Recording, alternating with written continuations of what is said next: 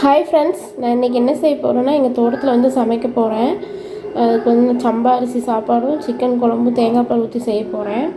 அதுக்கு நான் ஃபஸ்ட்டு வந்து இந்த அரிசி 2 மணி நேரம் ஊற வச்சுட்டு வச்சு சாப்பாடு வடித்து எடுத்துக்கிட்டேன். அதுக்கப்புறம் வந்து குழம்பு செய்கிறதுக்கு வந்து ஃபஸ்ட்டு மண் சட்டி அடுப்பில் வச்சுட்டு சட்டி காஞ்சதுக்கப்புறம் எண்ணெய் ஒரு 150 ml எண்ணெய் ஊற்றிருக்கேன். அது கூட வந்து பட்டை, கிராம்பு, சோம்பு இதெல்லாம் போட்டிருக்கேன். அது பொரிஞ்சோடனே இஞ்சி ஒரு துண்டு வந்து நல்லா பொடி பொடியாக கட் பண்ணி போட்டிருக்கேன்.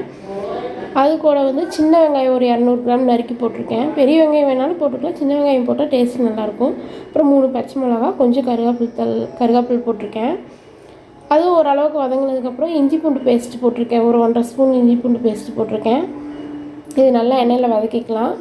அது கூட வந்து தக்காளி ஒரு 2 பெரிய பழமாக 2 தக்காளி சேர்த்துருக்கேன். நான் 1 கிலோ சிக்கன் எடுத்திருக்கேன், அதனால் 2 பழம் போட்டிருக்கேன். மஞ்சள்தூள் ஒரு 1/2 டீஸ்பூன் மஞ்சள்தூள் போட்டிருக்கேன். இதெல்லாம் நல்லா வதக்கி விட்டுக்கலாம். இது ஓரளவுக்கு நல்லா வதங்கினதுக்கப்புறமா நம்ம கழுவி வச்ச சிக்கன் சேர்த்துக்கலாம். இந்த சிக்கன் சேர்த்து நல்லா எண்ணெயில் வதக்கிக்கலாம்.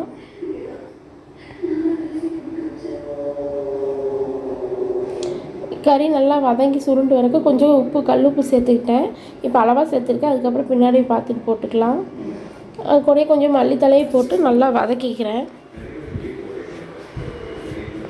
இப்போ கறி நல்லா தண்ணி விட்டு எண்ணெயில் வெந்து வரக்கோசரம் மூடி வச்சு வேக விட்டுட்டேன். இப்போ ஓப்பன் பண்ணி பார்த்தா தண்ணி கறியிலேருந்து எவ்வளோ தண்ணி வந்திருக்குன்னு பாருங்கள்.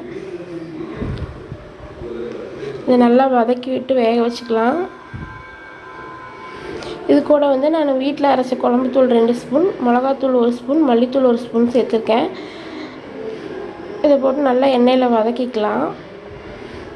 இப்போ அந்த மசாலா ஒரு ஆஸ்மெல் போகிறதுக்கு தட்டு போட்டு மூடி ஒரு 5 நிமிஷம் வேக வச்சுக்கலாம்.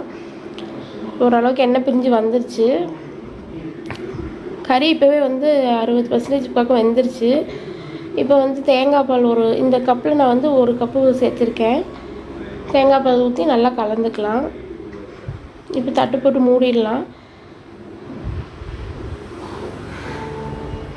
உப்பு செக் பண்ணிவிட்டு தட்டு போட்டு மூடிடலாம்.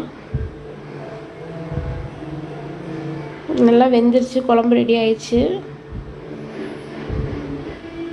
அவ்வளோதான், நீ டேஸ்ட்டு பார்த்துக்கலாம். நல்லாயிருக்கும்.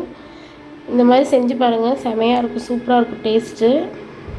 இப்போ என் பையன் வந்து சாப்பிட்டு பார்த்து சொல்ல போகிறான் டேஸ்ட்டு எப்படி இருக்குன்னு. என் பையனுக்கு தான் நான் கொடுக்க போகிறேன்.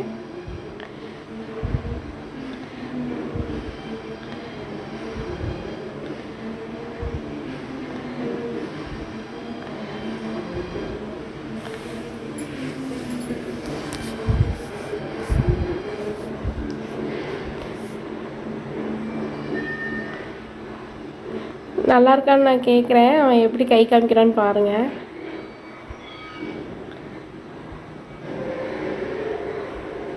நாங்கள் இன்றைக்கி வெளியிலே சமைச்சு வெளியிலே உட்காந்து சாப்பிட்றோம். எங்கள் சேனல் பிடிச்சிருந்தா லைக் பண்ணி, ஷேர் பண்ணி, கமெண்ட் பண்ணுங்கள்.